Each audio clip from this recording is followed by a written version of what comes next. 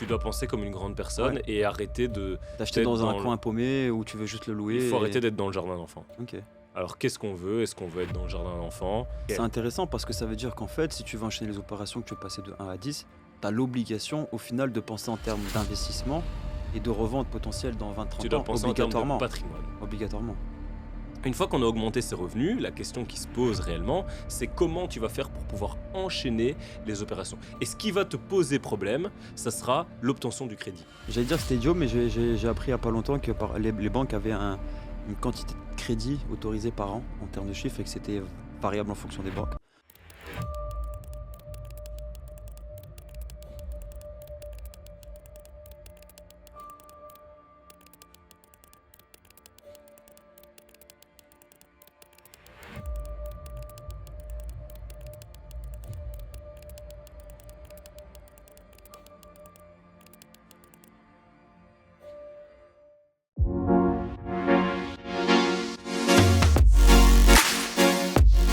Allez, bonjour, bienvenue dans ce Hello. nouvel épisode.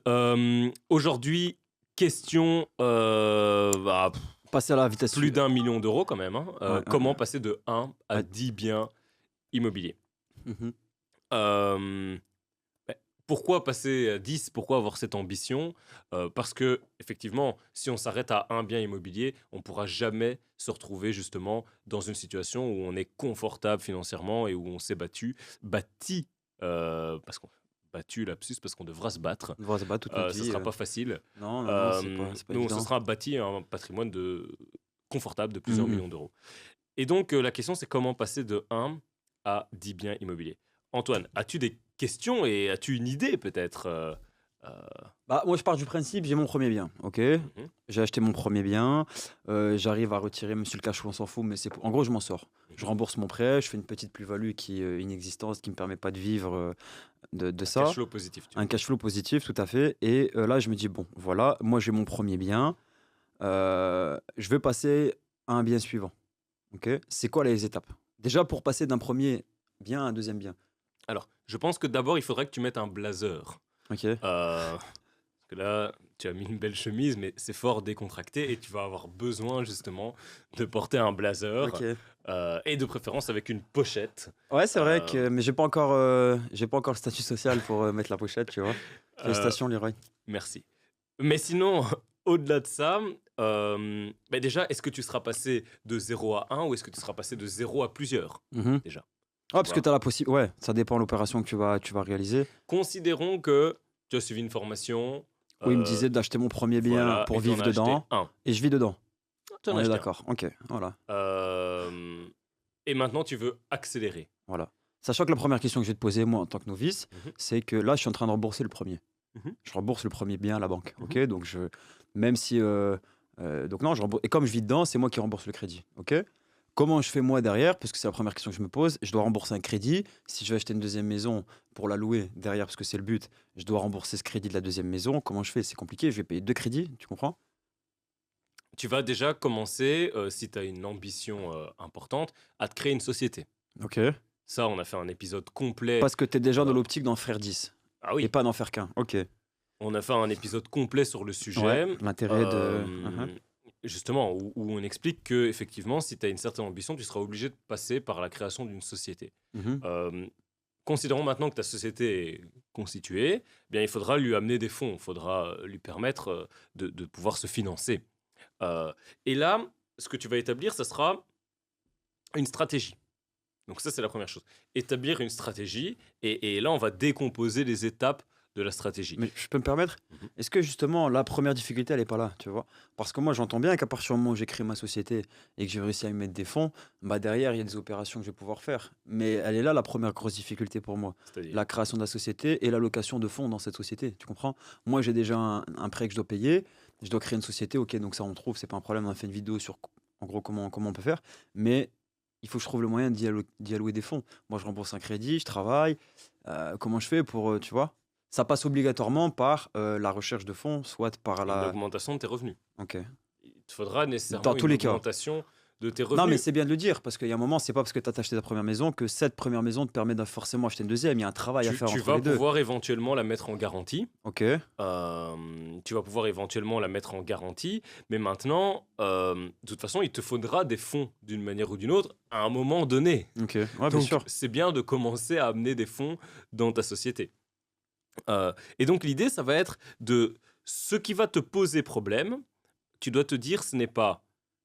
Il faut en fait passer de l'hypothèse selon laquelle ce qui pose problème est, comment dire, l'obtention des fonds. Mhm. Il faut évacuer ce problème-là. Et là, c'est un autre problème et c'est à régler. Il faut décortiquer le problème. Si tu veux comprendre un problème de façon globale, tu dois décomposer le problème. Et donc, cette question des fonds, il faut l'évacuer. Ok. Et comment on va l'évacuer? Eh bien, en augmentant simplement ses revenus. Mhm. Question résolue, tu vois. Après, démerdez-vous, mais trouvez des oui. revenus. Ouais, bien sûr. Oui, Ok. il faut augmenter Il y ses a un moment, on revenus. va pas nous dire Alors, aussi effectivement, comment. on va peut-être perdre 70% des personnes en disant ça, tu Mhm. vois. Mais il faut augmenter ses revenus. Une fois qu'on a augmenté ses revenus, la question qui se pose réellement, c'est comment tu vas faire pour pouvoir enchaîner les opérations. Et ce qui va te poser problème, ça sera l'obtention du crédit. Ok. Et donc, c'est ce sur quoi tu vas devoir te focaliser essentiellement, c'est comment je vais faire pour pouvoir enchaîner mes différents crédits immobiliers. Donc, si j'ai bien compris de ce qu'on a dit, des différentes sessions qu'on a faites, j'ai ma première maison dans laquelle je vis dedans. Mhm. J'ai trouvé le moyen d'allouer des fonds pour créer ma société qui, depuis cette société, va permettre d'enchaîner les. Voilà. Mais cette première maison va me servir, moi, pour l'obtention du prochain crédit, si j'ai bien compris. Ça va faire partie de ton profil, effectivement. D'accord. Voilà, tu es quelqu'un qui possède une résidence principale. Éventuellement, tu pourras la mettre en garantie Ok. ou pas. D'accord. Mais donc, tu as cette première étape. Ensuite, ce que tu dois faire, c'est tu dois systématiquement, lorsque tu vas demander un crédit, c'est anticiper la prochaine opération. Et un moyen de passer de 1 à 10 rapidement, c'est d'acheter par plusieurs unités. Mhm. Donc, d'acheter minimum 2, 3, 4 unités à la fois. Peu importe le prix ou. Enfin, je veux dire, est-ce que j'ai intérêt à. Ouais, en gros, c'est plus intéressant, par exemple, d'acheter 3 biens à 45 000 euros. Oui, ça Dans n'existe lequel pas, je mais... fais des travaux. Ok. Non, mais 3 biens, 45, 45, 45. Hein. Ok. Pas les 3 pour 45, on n'est pas dans les Lego, Ça tu vois. n'existe pas tellement, mais bon, Ok, oui. bon, voilà, 60, 60, enfin bref, tu vois. On va dire, Plutôt qu'un bien- on va dire 3 biens, Pour. 350, 400 000. Ok, bon, ouais, effectivement. Donc voilà, plutôt qu'un bien à 400 000. Oui, si tu es dans une dynamique de tu veux te constituer En un termes patrimoine et tu as besoin également Voilà. d'avoir des en revenus collatéral des locatifs. revenus qui vont bien rembourser justement ta mensualité de crédit, tu auras plus de chances effectivement de l'obtenir en ayant 3 appartements par exemple dans un bloc qu'en ayant une seule maison. Ok, donc premier conseil après avoir fait ce premier achat et la société, c'est d'essayer de trouver plusieurs unités plutôt qu'une seule. Et là, tu vas devoir donc faire en sorte d'obtenir ton crédit pour l'achat de ce bâtiment. Et donc, comment tu vas faire pour obtenir ton crédit? Tu vas te renseigner auprès de ta banque. On a fait une vidéo complète sur le sujet Mhm. que je vous invite justement à aller voir. On va faire apparaître le lien. Tu vas faire en sorte d'obtenir ton crédit en connaissant les conditions spécifiques de la banque. Mhm. D'accord? Tu l'obtiens. Et une fois que tu as obtenu, en même temps que tu l'obtiens, tu demandes à la banque quelles sont les conditions pour la prochaine opération. Donc déjà, avant d'avoir ta troisième maison, admettons, t'anticipes déjà la quatrième. Et C'est ainsi de ça. suite. Mais tu vas acheter par plusieurs unités. Donc, tu as ta première maison, tu as créé ta société, tu sais quelles sont les conditions pour obtenir ton crédit pour tes 3 unités. Eh bien, lorsque tu vas obtenir ton crédit pour les 3 unités, tu vas dire également à ton banquier ou ton courtier, tiens, quelles sont justement les conditions maintenant si je veux de nouveau réinvestir? Qu'est-ce que vous allez regarder? Qu'est-ce que vous allez demander? Etc. Tu vois. Mhm. Mais tu lui présentes une opération chiffrée, claire, nette, précise, parce que c'est l'opération sur laquelle tu vas. Mhm. Et donc là, il a de nouveau une nouvelle situation qui est, on est à situation 0, maintenant on a situation 1 projetée, qui va être, je vais avoir tel revenu, je vais avoir telle charge de crédit, je vais avoir telle situation. Par rapport à cette nouvelle situation, que faut-il pour arriver à la situation suivante? Je suppose que l'un des prérequis, c'est que, admettons, j'ai pris ma première maison, Mhm. je suis sur les 3 prochains. On m'a oublié la première maison Ok, maintenant. donc je suis sur les 3 prochains. Pour ces 3 prochains-là, je suis déjà à la quatrième. pour cette quatrième-là, il faut que cela se loue, je Bah, c'est pas la suppose. quatrième, c'est du coup la troisième opération. Troisième opération, mais quatrième maison, enfin quatrième bien, on va dire, tu vois. Il faut que ces 3 biens-là que j'ai achetés pour le quatrième se louent et que cela rembourse le crédit, je suppose. Pas nécessairement. Moi, ça m'est D'accord. arrivé de pouvoir acheter alors que c'était pas encore en Mais location. c'est un plus. S'il Ça va voit que tu dépendre, gères et que tu ça va loues. dépendre de ton profil Ok, et de ton track record, de ce que tu as mis en place jusqu'à présent, etc. Tu vois. ok. Mais effectivement, ça va être un argument qui sera positif. Le fait d'avoir déjà de nouveaux revenus qui viennent compenser. Et donc, ça va vraiment dépendre du type de banque. C'est-à-dire que tu vas avoir. Je discutais récemment avec une personne qui m'expliquait que en France, ce que la banque va regarder, ça sera essentiellement le profil de l'emprunteur, donc de celui qui emprunte. Dans les autres juridictions, ce qu'on va regarder essentiellement, ça sera le profil, enfin le projet et le profil de l'emprunteur Ok, par la suite, ok. tu vois, mais surtout le projet. Et donc, voilà, tu dois essayer de faire matcher d'un côté un bon, pour mettre toutes les chances de ton côté, un bon projet et un bon profil Il n'y en d'emprunteur. a pas un plus facile à avoir que l'autre. C'est pas plus facile d'avoir un beau projet qu'un bon profil ou c'est plus long d'avoir un bon profil. C'est plus long d'avoir un bon profil. Ok. Mais un bon projet, ça prend aussi du temps parce qu'il y a le temps de se former Ouais, bien sûr. ou de se faire accompagner. Ok, Tu vois. ok. Mais donc, l'idée, ça va être effectivement de travailler sur le projet et sur le profil pour maximiser justement tes chances. Qu'est-ce que toi, mais rapidement, hein, tu entends par bon projet, selon toi? Qui, selon toi, ou d'expérience, voilà, tu vas à la banque avec ce type de projet, c'est un projet qui tient la route. Tu arrives déjà avec une idée du financement, de combien ça va te Je propose de, coûter, je propose de prendre un call via le lien qui va apparaître parce que c'est assez difficile. Ouais, bien sûr. Cet appel est payant évidemment, hein, mais il permet un excellent retour sur investissement. Mais l'idée, ça sera quoi? Ça va dépendre en réalité de la personne. Mhm, De la personne et de ses attentes. Parce que un bon projet n'est pas quelque chose qui existe hors de tout cadre. mhm, Un bon projet s'inscrit dans une stratégie. mhm. Et donc, ce qui peut Ouais. être considéré comme un bon projet ne l'est peut-être pas par rapport justement à la stratégie de la personne. Ouais, Et donc, ce qui est important, c'est d'avoir justement cette vision globale, de pouvoir tout analyser et de se dire, tiens, est-ce que ce projet-là s'inscrit dans le cadre de ma stratégie? Et oui, alors c'est un bon projet pour toi. Et après, c'est un bon projet pour la banque. Tu vois? Mhm. Ouais, parce qu'ils doivent être gagnants aussi, Voilà. forcément. Et donc, il y a un certain nombre d'éléments sur lesquels, effectivement, il faut porter son attention. Ok. Ensuite, un élément qui est vraiment important pour la banque et pour maximiser, et ça fait partie globalement de qu'est-ce qu'est un bon projet, mais ça permet d'enchaîner les opérations, c'est de créer systématiquement de la plus-value latente sur tes biens. Qu'est-ce que tu entends par plus-value latente? Plus-value, oui, plus-value latente. Qu'est-ce que tu entends par ta question? Bah, définis-moi ce qu'est une plus-value latente sur un bien, par exemple. Oui. Donc, une plus-value latente, c'est comme en bourse, hein, c'est une plus-value que tu n'encaisses pas. D'accord. Donc, c'est-à-dire, on te dit, tiens, ton bien, tu l'as acheté 300 000 euros et aujourd'hui, il en vaut 400. Tu as une plus-value latente de 100 000 euros. Ok.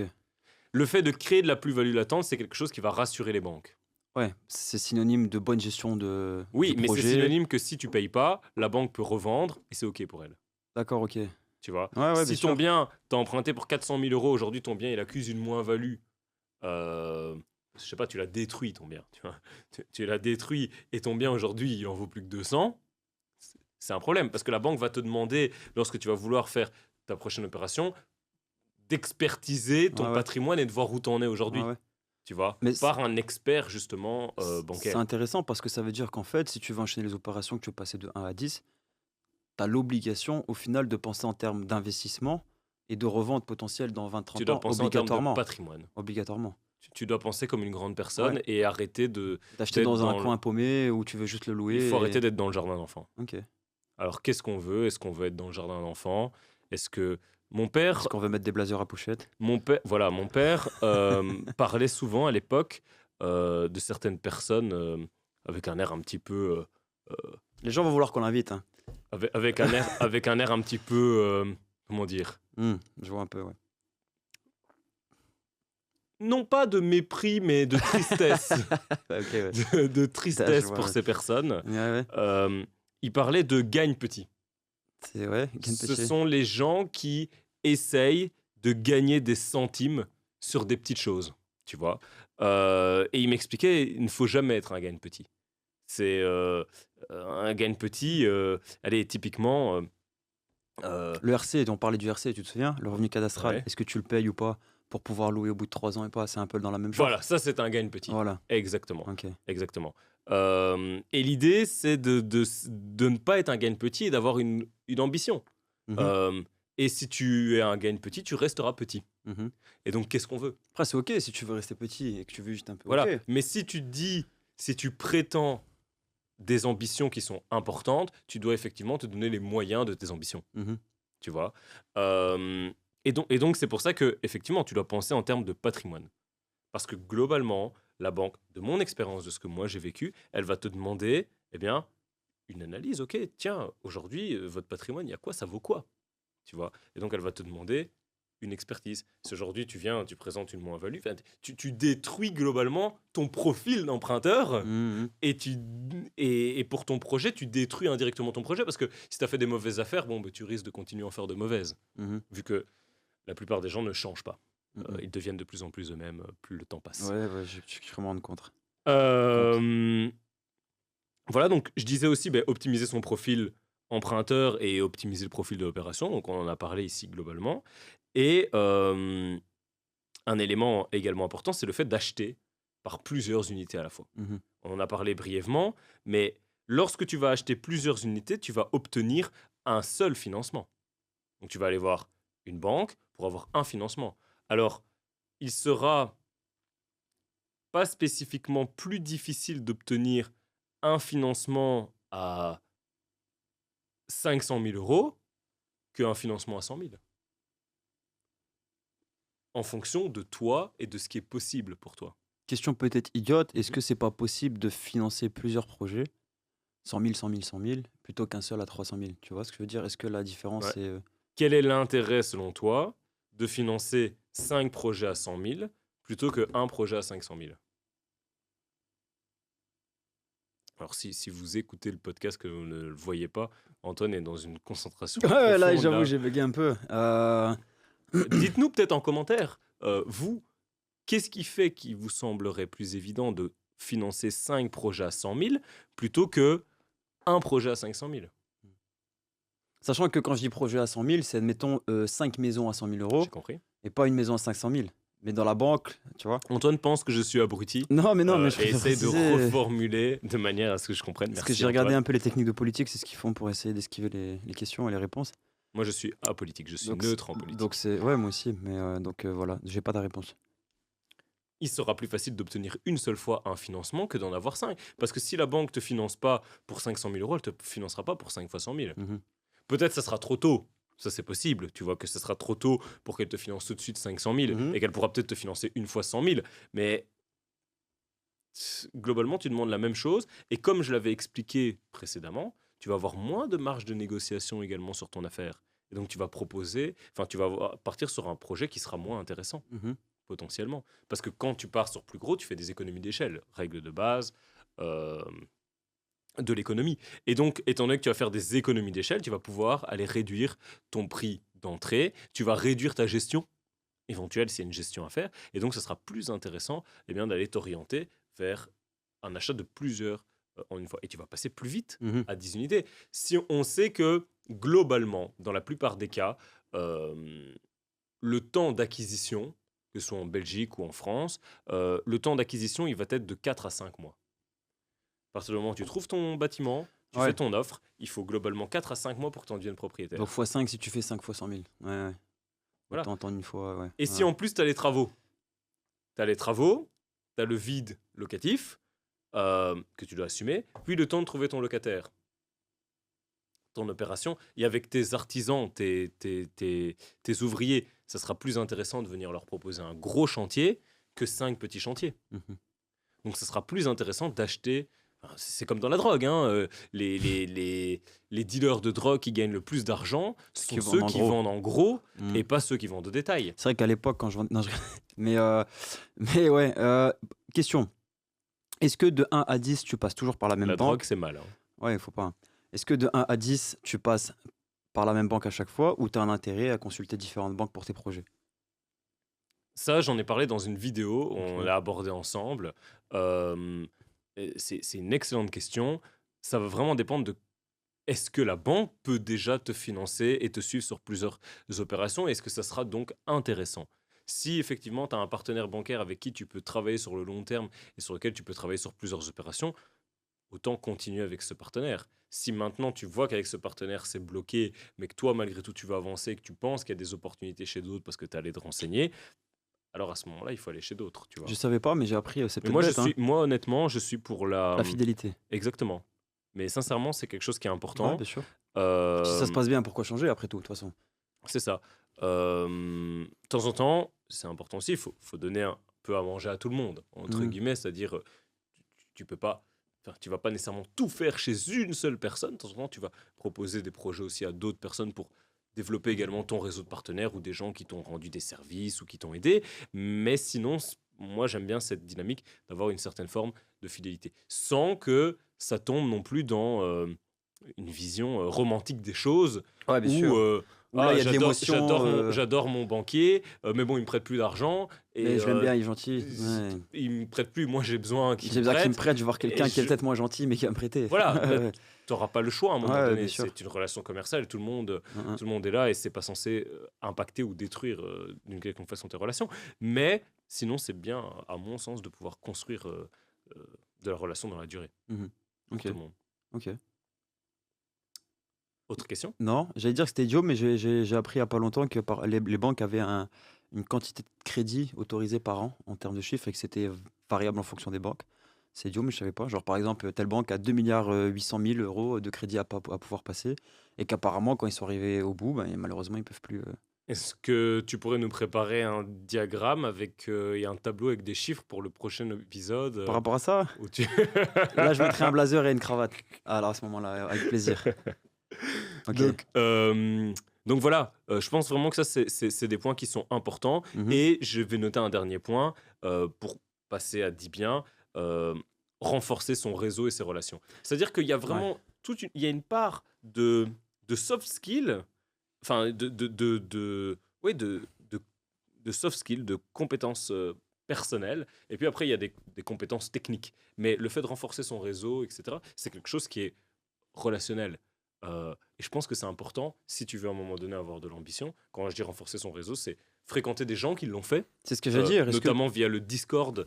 Ouais. Et ça, je vous invite donc à cliquer sur le lien qui va apparaître, qui vous renvoie justement vers une page sur laquelle je vous explique comment passer de zéro à un bien immobilier, quelle que soit votre situation de départ. Alors, tandis qu'ici, on parle de enchaîner. Vous laissez votre email, vous aurez accès directement à la vidéo et vous serez invité à rejoindre justement un Discord sur lequel on va partager justement des stratégies, des échanges et du partage autour de l'immobilier. Et je pense que le réseau, c'est également quelque chose qui va être important. Par contre, est-ce que on ne considère pas qu'à partir du moment où tu passes de 1 à 10 et que tu passes par société, on considère que c'est ton travail? Et c'est pas un problème. Ouais, voilà. Non, mais C'est je pense que c'est l'intérêt d'avoir important. une Je société. pense que c'est important de le dire aux gens. Que ça va être derrière, ça va demander beaucoup, beaucoup de temps. Oui et non. Oui, Après, effectivement, tout dépend sur combien de temps tu le fais. Si tu as dit bien en 15 ans ou si tu as dit bien en 5 ans, forcément, voilà, l'investissement est différent. il faut vraiment distinguer le temps, ce qu'on appelle le temps. Euh, Est-ce que tu considères le temps long, donc de te dire, oui, ça va prendre du temps, ça veut dire que ça va prendre peut-être 5 ou 10 ans, mais si tu comptes le temps opérationnel, il est assez court Mhm. par rapport à ce que ça rapporte. C'est-à-dire le temps que toi, tu vas passer À à faire travailler. tes recherches, à appeler les banques, à préparer tes dossiers, Ouais, etc. ouais, ouais. J'ai discuté récemment avec quelqu'un qui m'expliquait que dans le cadre d'un crédit qu'il devait obtenir, il a dû remplir énormément de documents, que ça lui prenait beaucoup de temps, etc. Et après, je lui disais, d'accord, et bon, c'est quelqu'un qui réfléchit et qui en est conscient, mais comment dire, euh, je disais, d'accord, mais regarde le temps que ça te prend, mais tout ce que ça va te rapporter mais au moment où les biens sont payés. Et Mm. donc, quand tu regardes ton taux horaire, il est quand même vachement élevé. Ouais, parce que c'est pas parce que tu attends 25 ans de pouvoir revendre le bien, c'est pas 25 ans durant lesquels tu vas travailler 25 ans pour que C'est ça. tu travailles 6 mois, un an, allez, et après, c'est du temps qui passe pour avoir un patrimoine. Oui, parce que si tu Ouais, vas effectivement. travailler, si tu vas travailler 100 heures, et on va dire pour une opération, Parce que globalement, le nombre d'heures sera le même que tu achètes une unité ou que tu en achètes 5 d'un coup. Donc si tu travailles 100 heures pour 4 unités à 500 000 euros, tu travailles environ à 5 000 euros de l'heure. Je connais pas beaucoup de métiers qui payent 5 000 euros de l'heure. Voilà. Alors tu vas devoir attendre pour pouvoir toucher ton Bien argent, sûr. mais tu es en train de t'investir à du 5 000 euros de l'heure. Mhm. C'est-à-dire que chaque heure que tu travailles sur ces 100 heures, mais Potentiellement, derrière, elle va te rapporter 500 000 euros. Et donc, tu auras gagné du 5 000 euros de l'heure, sachant que le salaire moyen en France, je pense, il est en 1008. dessous des 2 000 Ouais, euros. 1008, 1009, je crois. Peut-être 1007, 1008. Voilà, par mois. Mm. On parle de mois où une personne va travailler, parce que bon, en France, vous ne travaillez pas beaucoup, hein, c'est 36 heures, je crois, c'est ça 36 35 heures. Puis on s'étonne que ça ne va pas. 35 heures. Allez, vous travaillez 140 heures par semaine. Tu vois 140 heures pour gagner 1007. On n'a pas le temps de faire du sport. Hein. Voilà, et là, on parle de 5 000 euros de l'heure. Donc, Chouette opération. c'est vraiment... Enfin, à un moment donné, comme dirait l'autre, il faut se poser les bonnes questions. En parlant de questions, Antoine, as-tu peut-être une dernière question, une dernière suggestion pour conclure? Non, mais est-ce que Une anecdote. As-tu peut-être une anecdote sur ça? personnelle? Ouais, une anecdote personnelle par rapport même à ton ambition par rapport à l'immobilier. Est-ce que justement ton ambition a évolué? Est-ce que tu peux nous raconter une petite anecdote croustillante pour les personnes qui seraient restées jusqu'au bout de l'épisode avant qu'on puisse conclure? Je sais pas si ça va. Non, j'ai pas forcément d'anecdote. Je me suis pas encore lancé, tu sais. Là, je suis seulement dans les visites. Vraiment, je fais beaucoup de visites. Et Qu'est-ce pour qui a l'instant, changé depuis que tu fais des visites? bah honnêtement, je commence à moins m'orienter vers des biens entièrement à rénovation, vraiment de A à Z. Là où je cherchais des biens vraiment très accessibles financièrement. Là, je suis plus dans une optique où je vais accepter de. Là, pour l'instant, moi, mon optique, je vais être clair, c'est de trouver un bien, je dirais, entre. Là, je cherche des maisons aux alentours de 140 000 euros ici, dans le coin, évidemment. Ok, 140 000 euros dans laquelle j'accepterai de vivre avec légèrement des travaux dedans. C'est-à-dire que je vis pas dans un taudis parce qu'il faut que ce soit vivable. Parce que je pense que vivre dans une maison à travaux complète, je l'ai fait toute mon enfance. Mes parents ont acheté une maison qu'ils ont voulu. Enfin voilà, mon père, il a voulu retaper la maison toute sa vie. Aujourd'hui, non seulement il est plus dedans, et en plus, elle est pas finie. Donc voilà, j'ai grandi toute ma vie dans une maison en travaux. Je peux dire que c'est pas forcément la meilleure des vies, que ce soit pour moi ou pour notre mère. Donc là, je cherche plus une maison aux alentours de 140 000 euros dans laquelle j'aurai quelques travaux de rafraîchissement. Et mon optique, ça serait de vivre dedans en attendant de trouver mon prochain bien. Donc, comme on vient de dire, pour hypothéquer ce premier bien, avoir le prochain bien, le louer, et puis après voir un peu au niveau des opérations. Je suis pas encore honnêtement dans l'optique de créer une entreprise parce que je n'ai pas encore de fonds propres à allouer dedans. Je pense que ce sera le travail, ce sera la réflexion à avoir après ma première maison. Mais pour l'instant, c'est ça mes plans. Et ce qui me bloque, bah, on en a parlé dans une précédente vidéo, c'est l'estimation au niveau des travaux. J'ai encore du mal à me dire, ok, ce bien-là, il vaut le coup. Vraiment, ça c'est encore ce qui me bloque beaucoup, tu vois. Mais j'ai beaucoup moins d'appréhension et je pense ça quand même beaucoup plus accessible à partir du moment où tu sais que c'est pour du long terme. C'est vrai qu'à l'époque où je me disais, bon, avoir un bien pour dégager 1 000 euros de cash flow par mois, ça doit être une organisation. Bah, en fait, c'est pas une organisation, c'est que c'est pas possible. Donc il y a un moment, voilà, c'est simple, tu vois, c'est pas possible et je m'oriente dans, voilà, là j'ai investi un bien en bon père de famille, il faut que l'investissement soit rentable parce que je pense que l'une des premières choses, c'est que ton premier bien fonctionne. Je pense que c'est primordial. Et puis on verra où ça nous mène dans quelques années. Mais voilà, là c'est les problèmes auxquels je suis confronté un petit peu. L'estimation des biens, j'ai vraiment beaucoup de mal à me dire ça, c'est un bien qui vaut le coup. Je me lance, tu vois. Donc voilà. Ok, super, merci pour ce retour d'expérience. Pas de souci, Et on se voit dans un prochain épisode. avec Ciao. plaisir.